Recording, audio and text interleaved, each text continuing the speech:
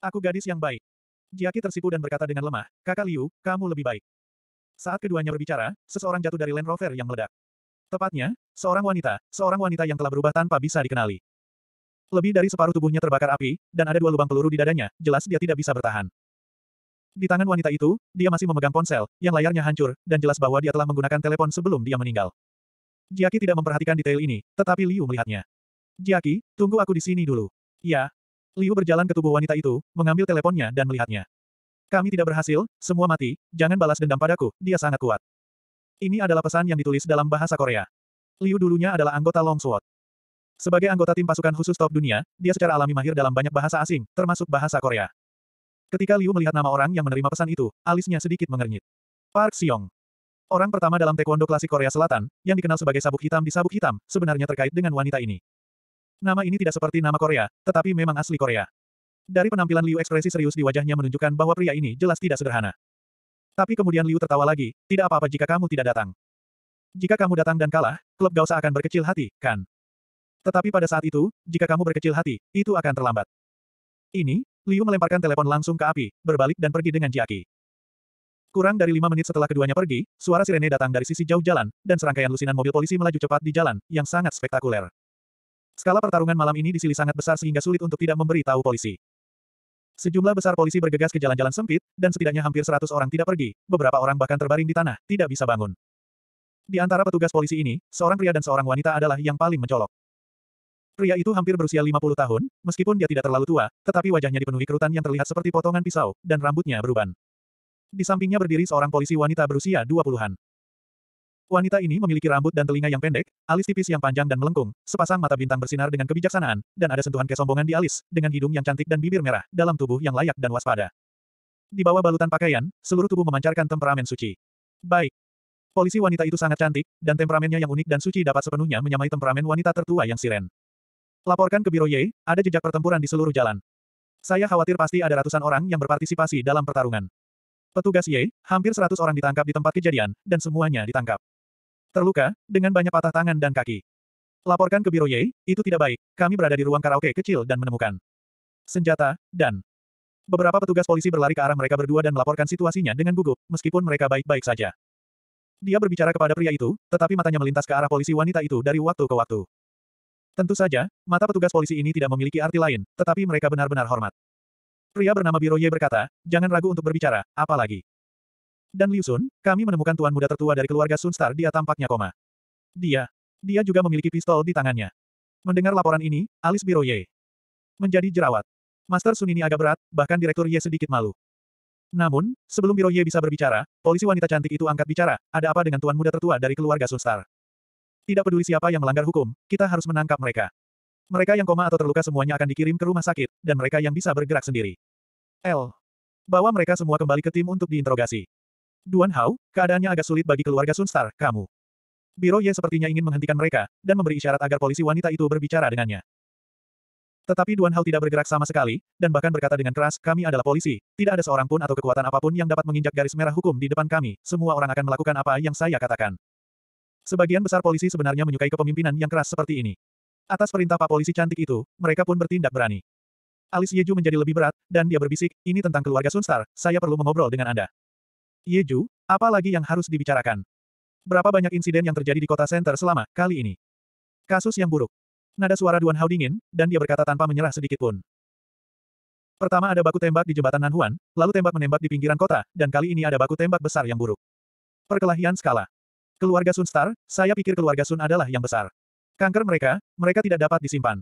Jika Liu ada di sini, jika dia bisa mendengar kata-kata ini, dia harus bertepuk tangan. Kasus-kasus besar yang disebutkan Duan Hao tampaknya terkait dengannya, tetapi keluarga Sunstar menyalahkannya, yang merupakan situasi yang sangat dia senangi. Namun, Liu tidak tahu ini saat ini, dia sudah membawa Jiaki ke Green Apple Love Hotel. Keduanya membuka kamar pasangan mewah di lantai 6. Pada saat ini, Jiaki sedang duduk di tepi tempat tidur dengan kepala menunduk dan tangan kecilnya di atas kaki besarnya, terlihat sangat sempit. Liu memandang Jiaki dan bertanya sambil tersenyum, apakah kamu gugup? Tidak, kurasa, aku siap. Jiaki masih sangat keras ketika dia mengatakan tidak, tetapi pada akhirnya, dia bahkan tidak bisa mendengar apa yang dia katakan. Senyum di wajah Liu bahkan lebih kuat, dia duduk tepat di samping Jiaki, dan melingkarkan lengannya di bahunya. Hanya sedikit gerakan keintiman membuat Jiaki gemetar tanpa sadar. Liu dapat merasakan bahwa Jiaqi mencoba yang terbaik untuk mengendalikan dirinya, dan dia juga menyandarkan kepalanya di bahunya sealami mungkin. Liu hanya memeluk Jiaqi, dan mereka berdua duduk selama setengah jam tanpa berbicara. Perlahan-lahan, hati Jiaqi menjadi tenang. Meskipun dia masih malu untuk mengangkat kepalanya, dia mengambil inisiatif untuk bertanya, "Kakak Liu, apakah kita akan beristirahat?" "Gadis bodoh, pergilah mandi." Liu mengangkat tangannya untuk hidung Jiaqi tergores. Kali ini, pikiran Jiaqi yang baru saja tenang menjadi tegang lagi, dan bahkan lari dari lengan Liu seolah tersengat listrik, dan bergegas ke kamar mandi. 2 menit kemudian, terdengar suara percikan air di kamar mandi. Liu berdiri dan melihat bayangan jalan di luar jendela, dengan lengkungan sombong di sudut mulutnya. Pada saat yang sama, di lantai atas hotel Lovelle lainnya bernama di kota Center, Dian Sun sedang duduk di kamar presidensial, merokok. Asap berkumpul di ruang tamu dan tidak membubarkan diri, dan saya tidak tahu berapa banyak batang yang dia hisap. Di kedua sisi ruang tamu, ada 7 pria besar dengan wajah tegas, semuanya fokus pada Dian Sun. Mark Liu, dia ditangkap, tetapi ketika polisi menangkapnya, dia dalam keadaan koma. Dian Sun mendorong puntung rokok ke asbak, dan berkata dengan wajah cemberut, ada berita dari polisi bahwa rumah sakit telah menjalani operasi. Pemeriksaan terperinci, dan tidak ada cari tahu cedera atau penyakit apa yang dia miliki, apa yang Anda katakan. Ketujuh pria besar itu, Anda melihat saya melihat Anda, mereka tidak tahu harus berkata apa. Setelah setengah menit, seorang pria kuat berdiri keluar, "Bos, izinkan saya membawa seseorang untuk merampok Tuan Muda, dan kemudian kita akan menemukan dokter terkenal untuk merawat Tuan Muda itu sendiri." Puff. Begitu orang ini membuka mulutnya, semua orang tertawa. Dian Sun menghela nafas berat, "Qin, setelah kamu kehilangan ingatanmu, kamu hanya bisa mengenal orang-orang di sekitarmu sekarang. Bisakah aku yakin ketika kamu pergi bekerja?" "Ga." Qin merasa malu dengan kata-kata Dian Sun. Itu benar, dia adalah teman yang kehilangan ingatannya karena penggunaan jarum perak oleh Liu. Meskipun statusnya dalam keluarga Sunstar masih sangat tinggi, pada kenyataannya, orang lain menganggapnya bodoh. "Bos, jika Anda benar-benar ingin menculik Tuan Muda, itu terserah saya." Seorang pria kuat lainnya berdiri. Meskipun pria ini adalah pria yang kasar, kulitnya lebih putih daripada wanita. "Kesedihan harimau, kamu." Dian Sunstar menatap pria berotot itu sejenak, lalu menggelengkan kepalanya dan berkata, "Kakakmu Baihu bertanggung jawab atas aula gelap, kamu memiliki tanggung jawab lain, kamu harus membawa seseorang untuk diambil. Kota Center yang terkenal sekarang. Dokter memberikannya untukku sebagai cadangan." "Ya." Baihu menjawab dan berbalik untuk pergi. Mata Dian Sun jatuh pada pria tertipis saat ini, "Geng Qiang, bawa Tuan Muda kembali, kamu bisa pergi untuk tugas ini. Kamu sekarang adalah master aula berburu yang baru, jangan mengecewakanku." "Ya."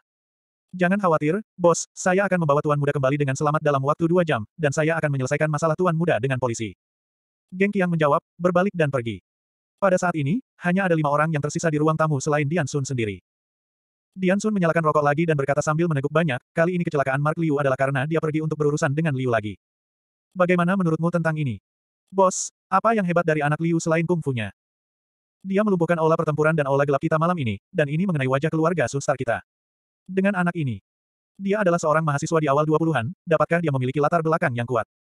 Kita tidak perlu mengkhawatirkannya sama sekali.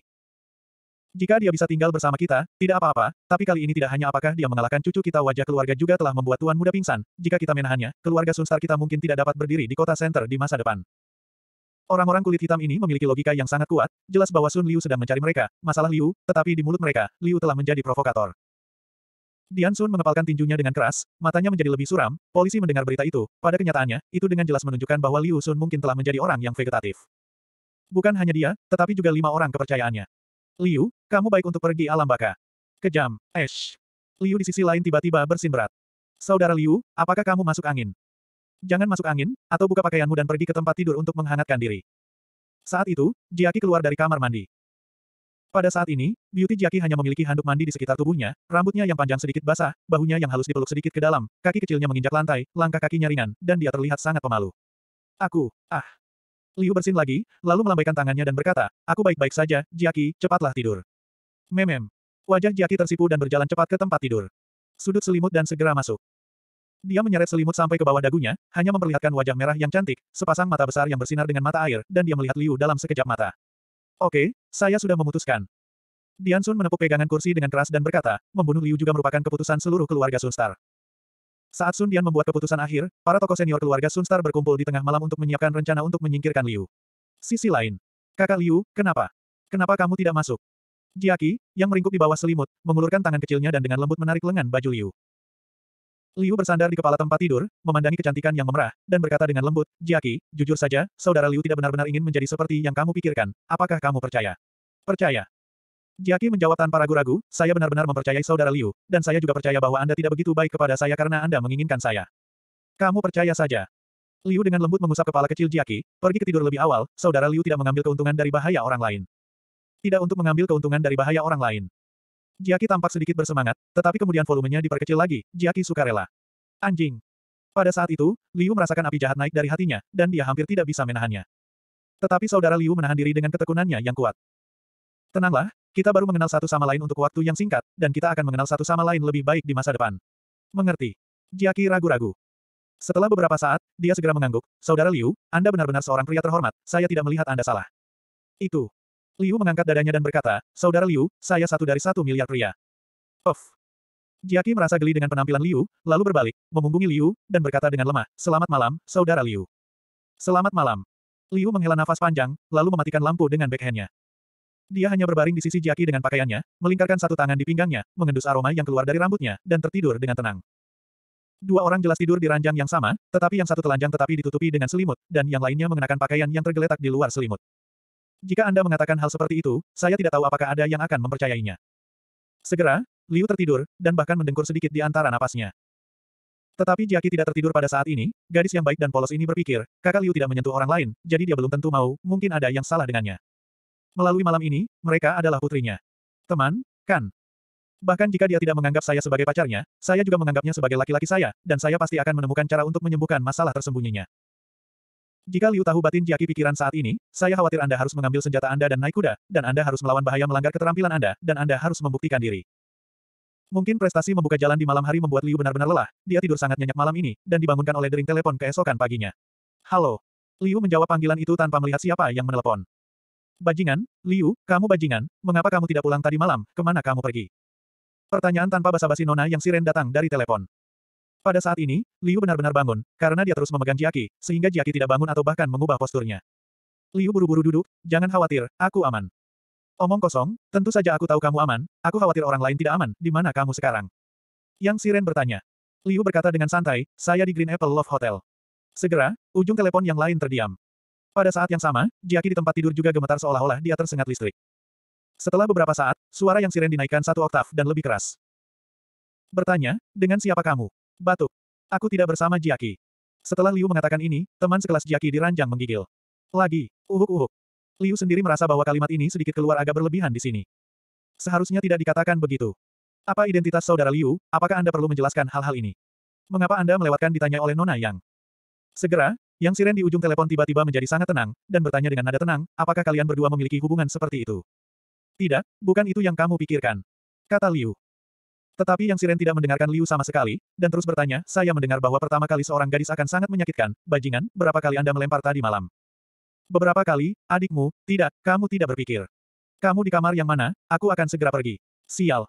Apa yang kamu lakukan di sini? Aku akan mengirim Jiaki kontrasepsi darurat, obat penghilang rasa sakit, salep dan lotion untuk aplikasi luar. Ah anjing. Kali ini Liu menjadi gila, kemana perginya ini? Jangan datang ke sini, aku akan mengirim Jiaki ke sekolah sebentar lagi, sampai jumpa di sekolah, kata Liu. Seolah-olah yang siren telah menangkap pegangannya, oke, kamu benar-benar bersama Jiaki, bajingan, kamu baru saling kenal selama beberapa hari, bagaimana kamu bisa melakukannya?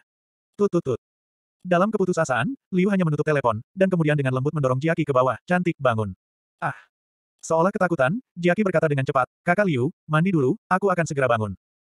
Aku akan mandi, oke, itu kebiasaan yang baik untuk bangun pagi untuk mandi. Baru pada saat itulah Liu berpikir bahwa Jiaki hanya memiliki handuk mandi di sekujur tubuhnya tadi malam. Bahwa handuk mandi tidak ada di tubuhnya. Dia ada di sini, mengapa seorang gadis bangun? Jadi Liu pergi ke kamar mandi dengan sangat bijaksana, dan setelah beberapa saat, suara air terdengar di kamar mandi. Segera, selimut di tempat tidur besar ditendang oleh sepasang kaki kecil, dan Jiaki dengan cepat berbalik, kulitnya yang putih dan halus tampak sangat tidak menarik di bawah cahaya alami. Tapi kemudian, mata Sister Jiaki melebar, seluruh tubuhnya seperti membatu. Ya Tuhan! Saya melepas pakaian saya di kamar mandi tadi malam. Ketika Liu dan Jiaki meninggalkan Green Apple Love Hotel, itu sudah jam 9 malam. Pagi. Lebih banyak poin. Hanya ada satu kelas di departemen center pagi ini, dan tak satu pun dari mereka akan dapat hadir. Liu membawa Jiaki kembali ke sekolah dan menjemput siren pulang pada saat yang sama. Sepanjang jalan, Jiaki menundukkan kepalanya dan tidak berani mengambil inisiatif untuk menatap Liu sampai dia memasuki HKUST. Sebelum mereka menyadarinya, keduanya telah mendekati asrama putri. Di sebelah kiri dekat asrama putri, ada lapangan sepak bola. Saat ini, ada lebih dari selusin laki-laki besar berlatih sepak bola 5 lawan 5 menyerang dan bertahan. Konfrontasi. Ketika mereka datang ke sini, Jiaki berhenti.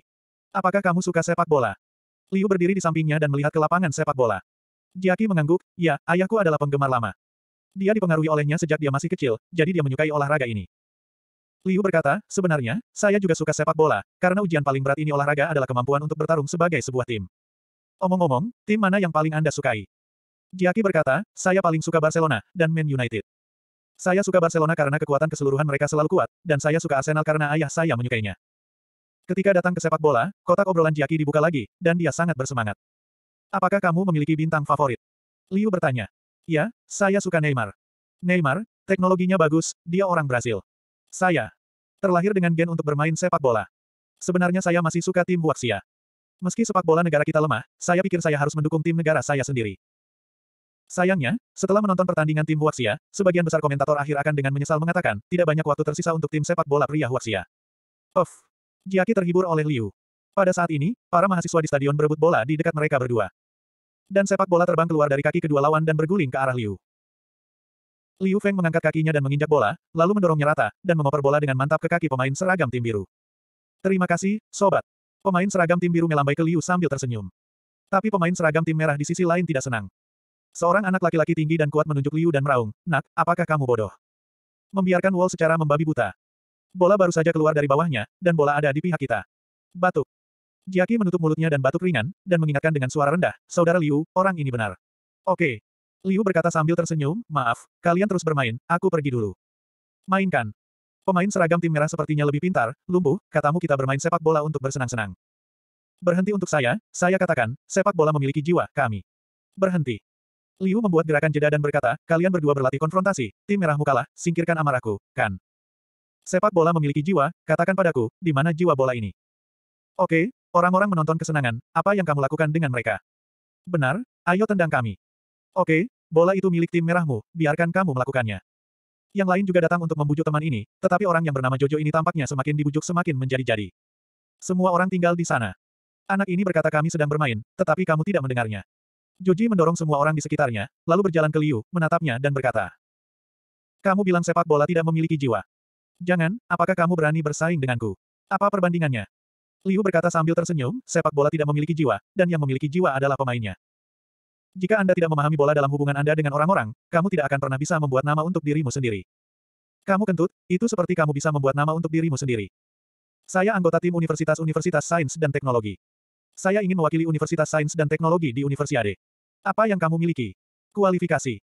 Sebelum Xiao Jojo selesai berbicara, Liu melambai kepada temannya yang baru saja menangkap bola.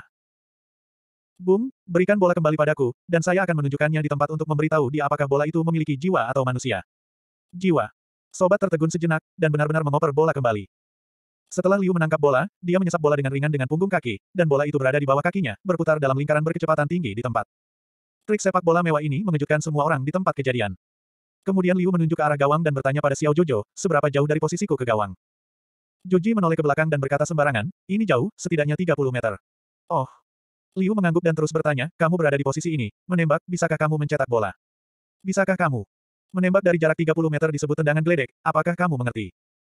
Jojo berkata dengan jijik, tentu saja, ketika tidak ada yang menghalangi Anda mendorong tembakan dengan seluruh kaki Anda. Mungkin ada kesempatan untuk menendang. Apakah kamu ingin melakukan tembakan dari jarak 30 meter? Oke, diam, aku akan menendang tendangan pisang untuk kamu lihat. Liu berkata dengan percaya diri. Kakak Liu, jangan membuat masalah. Setelah Jiaki terkejut, dia dengan lembut menarik tangan Liu, sangat sulit untuk menendang tendangan pisang. Haha. Wah, sepertinya kamu tidak mengerti. Pacarmu juga belum tentu paham sepak bola. Bung, jangan terlalu sombong, tidak ada hubungannya, kamu bisa pergi. Jika kamu ingin bermain, apalagi kamu, bahkan jika pemain internasional ingin bermain seperti itu. Tembakan super yang luar biasa, Anda harus mengandalkan keberuntungan untuk melakukan tendangan pisang. Selusin orang di tim sepak bola juga tertawa saat ini, dan tentu saja, mereka semua mengolok-oloknya dengan niat baik.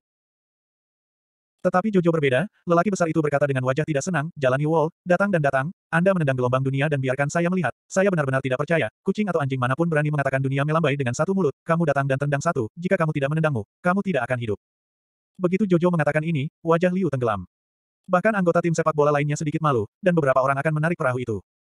Zhou, apakah kamu minum terlalu banyak? Terlalu menyakitkan untuk berbicara seperti itu. Berhentilah mengucapkan beberapa patah kata. Maaf, sobat, Jojo memiliki kebajikan seperti itu, jadi jangan memiliki pengetahuan yang sama dengannya. Namun, Liu juga datang. Menjadi keras kepala, dia melambaikan tangannya dan berkata, oke, jika saya bisa melakukan tendangan pisang, apakah Anda berani berdiri di sini dan mengakui dengan keras bahwa Anda bukan dari kehidupan ini? Kamu sangat sombong, oke, jika kamu menendang pisang, aku akan berteriak seperti yang kamu katakan. Jika kamu tidak bisa menendang, kamu akan berteriak seperti itu. Tidak masalah. Liu menunjuk ke belakang. Aku akan mengambil tendangan bebas dan menembak langsung, kamu dapat mundur 10 meter untuk membentuk dinding manusia. 10 meter. Semua orang terkejut lagi. 10 meter, sobat, kamu sedikit terlalu gila. 10 meter dari tembok, begitu dekat, kamu mungkin tidak bisa menendang bola. Boom, kurasa kamu bunuh diri. Bukan hanya tim sepak bola berbicara tentang Liu, tetapi bahkan Jaki sangat gugup. Saudara Liu, biarkan mereka mundur ke tembok manusia sejauh 15 meter, seperti Anda.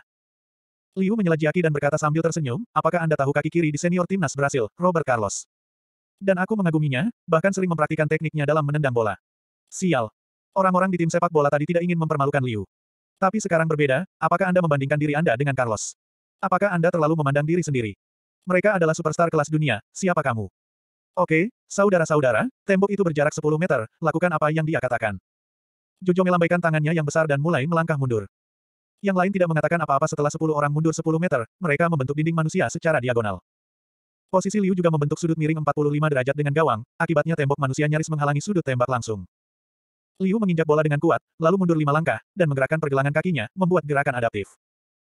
Pada saat ini, seorang pemain berbaju biru di tim sepak bola berbicara lagi, Bung, beritahu saya sebelumnya, berapa kali Anda akan bermain? Iya, tendangan pisang terlalu sulit, dan kami tidak dapat bertanya. Anda untuk memainkannya sekaligus. Tendang saja, tetapi Anda tidak mencobanya tanpa batas waktu, bukan? 5 kali, sobat, saya akan memberi Anda 5 peluang. 4 kali sudah cukup bagi saya. Mereka adalah orang-orang yang mengaku lebih baik daripada Robert Carlos. Dari kata-kata orang-orang ini, dapat dilihat bahwa di tim sepak bola, hanya Jojo yang bukan apa-apa, dan bahkan jika yang lain sedikit tidak puas dengan kesombongan Liu, mereka semua baik-baik saja. Adapun Jojo, dia bahkan cemberut dan berkata, bagaimana dengan 5 atau 4 kali, beri dia paling banyak 3 kesempatan. Wah, hanya 3 kali, apakah kamu dengar?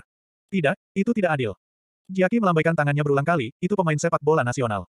Jika Anda ingin menendang tendangan bebas di dunia, Anda mungkin tidak akan bisa keluar darinya 10 kali. Anda malu. Jaki, Anda tidak perlu mengatakannya itu. Liu menarik Jaki di belakangnya dan mengangkat jari sambil tersenyum. Sekali, aku akan menendang sekali saja sudah cukup.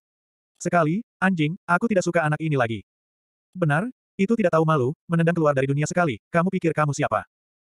Jangan menyombongkan diri, jika kamu menyombongkan diri lagi, langit akan. Bang! Tepat ketika tim sepak bola mulai mengejek Liu, Liu tiba-tiba bergegas ke depan, mengayunkan kaki kanannya tinggi-tinggi seperti cambuk yang kuat, dan kemudian menendang bola dengan tendangan. Sepak bola meledak dengan keras, dan ketika terbang 10 meter, tingginya telah mencapai hampir 2 meter. Para pemain yang membentuk dinding manusia hampir tidak punya waktu untuk bereaksi, dan sepak bola melesat melewati kepala mereka. Anjing, kamu memiliki banyak kekuatan. Hanya kekuatan ini, jika orang ini berlatih sepak bola, dia pasti pandai, kaki. Sial, lihat bola ini. Individu, sudah menoleh. Mereka hampir bisa mendengar sepak bola di udara seperti rudal jelajah, dengan angin menderu. Terlebih lagi untuk melihat bahwa sepak bola terbang cepat menuju gawang dalam lengkungan yang indah. Pada saat ini, 10 pemain tercengang, karena busur yang ditarik oleh sepak bola seperti bintang jatuh. Dilihat dari arah busur, tembakan ini benar-benar berhasil. Di bawah tatapan lebih dari selusin pasang mata, sepak bola mengebor langsung ke gawang, menarik jaring kembali ke atas. Sungguh, ini benar-benar tendangan pisang. Hanya satu tendangan menyelesaikan gelombang dunia. Lebih dari itu, lihat saja. Bola yang masuk ke jaring itu sebenarnya berputar dengan kecepatan tinggi, dan para pemain ini benar-benar menemukan bahwa sepak bola membentang persegi dari jaring. Tentu saja, sulit bagi orang untuk mengamati sepak bola dengan kotak besar, tetapi bola tidak jatuh ke jaring, yang telah menjelaskan masalahnya. Klik. Segera setelah itu, salah satu garis kisi jaring tiba-tiba putus. Segera, sepak bola menerobos jaring. Wow. Seberapa kuat tendangan ini? Ada apa? Dia memecahkan jaring. Gelombang dunia berjarak 30 meter, dan tendangannya pecah. Jaring. Ini benar-benar kuat seperti dari Robert Carlos. Orang-orang yang melihat adegan ini berseru dengan keras, melampiaskan keterkejutan mereka di hati mereka dengan keras. Hanya Jojo, pria besar ini, yang sangat terkejut saat ini sehingga dia membuka mulutnya begitu lebar sehingga dagunya jatuh ke tanah. Kakak Liu. Jaki juga sangat terkejut pada saat ini, dia memandang Liu tidak hanya dengan kelembutan, tetapi juga memuja, penyembahan sejati, saudara Liu, saya merasa bahwa Anda tampaknya maha kuasa.